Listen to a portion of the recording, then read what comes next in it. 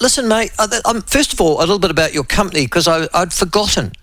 You were founded, in actual fact, in the 80s, before I even got to Parliament, by Gareth Morgan and Andrew Gaworth. And you've now taken over, have you? You and a couple of others.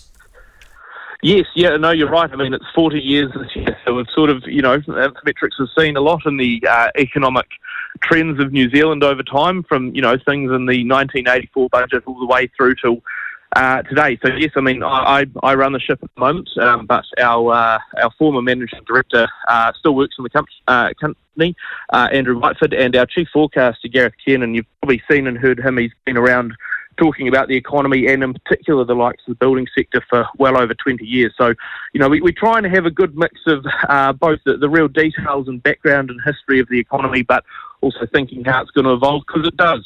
You look at the advent of the cell phone. I bet if you went and asked Gareth Morgan back in the 80s what we do today and how we use technology is quite different now to what they would have expected then. Oh, absolutely. Okay, and Brad, you have been a bit gung-ho in your role as Chief Executive of the current Infometrics version as to tax cuts on Thursday, and that's why I wanted to pick your brain on. 48 hours time, we will know if all the pain is going to be alleviated to some degree, anyhow, from our wallets. What are you picking? Because I think most people are expecting there to be relatively small tax cuts, and their staging will be interesting as well. You're a bit more optimistic as to what we're going to end up in our back pocket, is that right?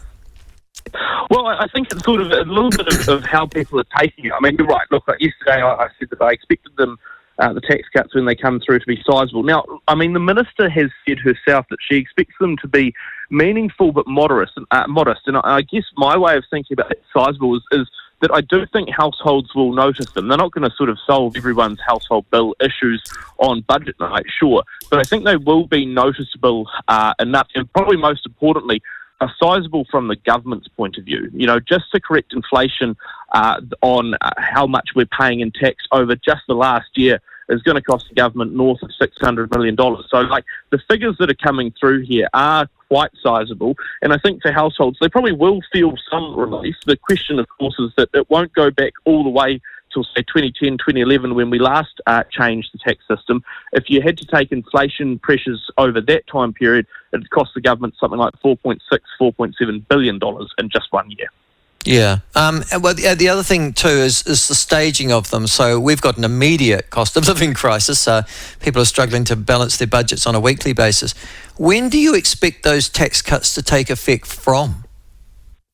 Well, most of the thinking, and indeed where I'm currently sitting, is from the 1st of July. That's what's been bandied about so far. Of course, there's a little bit of worry, or certainly a question being asked about that time frame, simply from the point of view that it might well take, that would only leave everyone a month to change payroll systems and for IRD to get everything sorted. So I think there's a question over, would that push things too much? To be fair, IRD's probably had an idea of what's coming down the pipeline for a little while, so you'd think they will have done some of the work. But it feels like July, if not certainly by the end of the year, and certainly at a point where I think you're going to be seeing the economy in a dark place anyway. So probably a little bit of a counterbalance to some of those pressures that are coming through. Yeah, and that's the other thing, isn't it? All the businesses and retailers that I'm talked to have adopted this mantra of, just stay alive till 25, suggesting that if you can just get through this year, things will pick up again next year.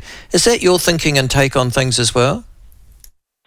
It is, although that idea has been tested in the last week with the Reserve Bank's sort of view coming out last Wednesday, where they effectively said, look, it might be the second half of 2025 before they're comfortable with cutting. Now, I do think when you look through the economic numbers in our forecast at the moment, that we could see interest rates starting to be cut back around the start of next year. But we're worried that the Reserve Bank is worried enough to push it out longer. So I think there is a risk it takes a while to come through.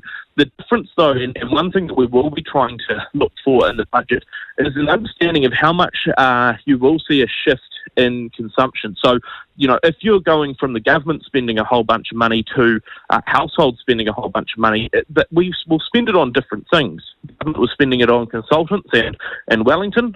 This spending, if it goes back to households in the form of tax relief, should be going through across the country in a lot wider spread. So you'd be expecting a bit of a pickup in retail activity compared to before. It'll still be down because households are up there, but it might provide just a little bit more relief, or not quite as much downside as we go through the rest of this year. The thing that's interesting though, Michael, that when we've been looking through the data, is that business confidence is actually positive. And that seems very strange at the moment. But I think what that is businesses going, look, at the moment it's super tough. I'm doing it really hard, but I can see green shoots if I can wait it out for another 12 months.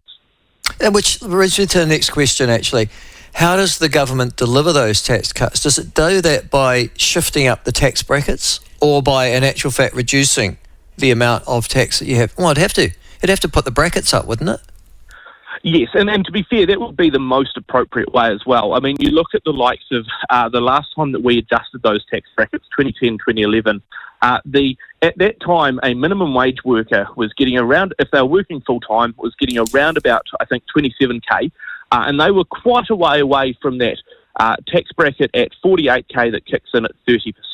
Now, if you're a minimum wage worker in 2024 and you're working full-time, you earn just over 48K, so even the minimum wage workers are now falling into the third highest tax bracket, starting at 30%. So you'd raise all of those up. The question is, how much? Because, like I say, if they adjusted them fully for the inflation you've seen over time, it would cost them probably more than they could stomach immediately.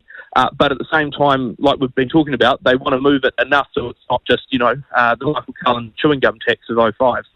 Yeah, remind me the tax brackets again. 15 cents, 24 cents, 30 cents. Is it 33 cents at what? No, so you've got 10.5% that is for the first 14. 10.5. Yeah. You've got, you're testing me now. I think it's 17% going up to 48, from 14 to 48. You've got 30% that kicks in at 48 through to 70, 33% that kicks in at 70K up to 180, and 180 and above is taxed at 39%, if memory recalls. So to deliver tax relief to the widest number of people, you need to shift that 10.5 and 17.5 brackets in particular, yeah? Well, if you want to deliver it to everyone, yes. And to be fair, that's where you also get, though, that risk of people who are, they get more money, sort of if they're in higher income brackets. But what I think you're likely to see is that more of that targeting will come through from that sort of middle income group. So it's more around sort of changing those middle tax brackets a bit more. So, for example, if you adjusted for inflation over, say, since 2017, that 48K figure would now kick in at 60 or 61,000 and go up to nearly 90,000. So, and that was compared to 48 to 70 before. So you would see some pretty big shifts in some of those numbers if you adjusted it for recent inflation. So, okay. So let's take somebody on the average wage. What's the average wage now? About 60,000? I think it might be a touch higher than that. Okay. But let's go roughly around that. So they'd be sitting, they'll be sitting at that point in that having about 12,000 or so of their money being taxed at 30%. Okay. So, and you would expect, on Thursday afternoon, where would you expect that bracket to go to? I'd expect that 48. If the coalition government goes through with their sort of original expectation was that they wanted to sort of move tax brackets so that inflation since 2017 was corrected for, you'd see that 48K tax bracket move up to around 60-61% on my calculations. And I'm not the Treasury, but I've got at least one spreadsheet. Now, the other thing also is that there is a suggestion and that we won't be balancing the budget this year. We're going to have to still borrow, which is to borrow to deal with our consumption at the moment. A number of economists, I think the OECD have said, or the IMF or one of them, has said, gee, that's not a very good way to go, but we're going to do it anyhow. How much borrowing do you expect to, in actual fact, deliver those tax cuts? Well, and there's a few interesting components to this. We're not expecting purely for the tax